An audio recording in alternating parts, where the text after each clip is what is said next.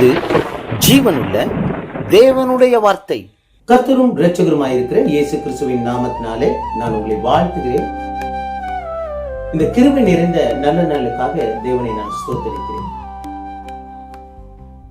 தேவன் உங்களோடு கூட இருக்கிறார். இதை ஏன் இப்ப நான் சொன்னேன் அப்படின்னாக்கா பின்னாடி நீங்க தெரிஞ்சுப்பீங்க.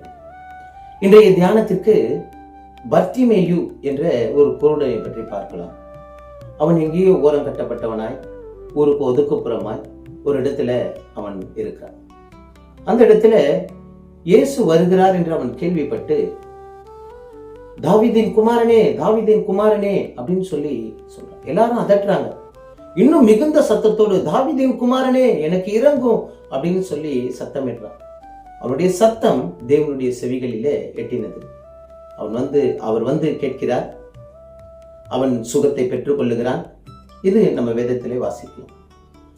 இன்னைக்கு நான் முன்னாடி சொன்னேன் இல்லைங்களா, அவன் வருகிறார் என்று கேள்விப்பட்ட உடனே மிகுந்த சத்தமாய் அவன் கூக்குரலிட்டான். ஆனா நானும் தேவன் உங்களோடு கூட இருக்கிறார்னு சொன்னேன்.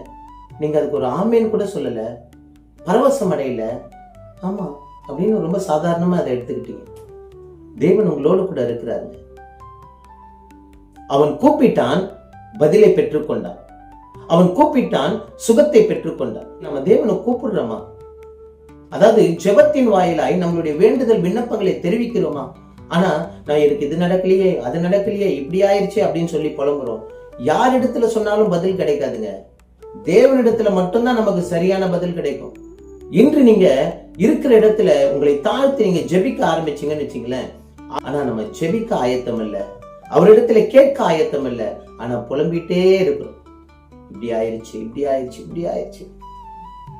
நம்முடைய தேவன் சொல்லி இருக்கிற ஒரு வார்த்தை, கேட்கிற எவனும் பெற்றுக்கொள்ளுகிறான். இது ஆண்டவருடைய வார்த்தைகள். நம்மை தாழ்த்துவோம், தேவ சமூகத்துல நம்மை அர்ப்பணிப்போம். அவருக்கு முன்னாடி முழங்கால் படியிடுவதோ, அவருக்கு முன்னாடி தாழ்ந்து போகிறதோ, நம்ம ஒன்னும் குறைஞ்சு போக மாட்டோம். மனிதர்கள் இடத்துல நம்ம பேசினோம்னா நம்ம சொன்னதை கேட்டுட்டு நமக்கு பின்னாடி சிரிப்பாங்க. ஆனா நம் மீது கரிசனை உள்ளவர் ஒருவர் மாத்திரமே. அந்த ஒருவர் இடத்துல இந்த நாளில நம்மை தாழ்த்துவோம். அவருடைய சமூகத்துக்கு முன்பாய் நம்மளுடைய காரியங்களை எல்லாம் ஒப்பு கொடுப்போம். அவருக்கு பிரியமானபடி வாழ தீர்மானிப்போம். கர்த்தர் உங்கள் வாழ்க்கையை உயர்த்துவது அதிக நிச்சயம். இந்த நாளிலும் கூட நீங்கள் அவரை கூப்பிடுங்க. அவர் உங்களுக்கு மறு உத்தரவு கொடுப்பார். நீங்கள் அறியாததும் உங்க புத்திக்கு எட்டாததுமான பெரிய பெரிய காரியங்களை செய்து ஆச்சரியமான வழியில இந்த நாளிலும் உங்களை நடத்த என் தேவன் பெரியவராயிருக்கிறார். கர்த்தர் தாமே இந்த நாளிலும் நம் யாவரையும் ஆசீர்வதிப்பாராக.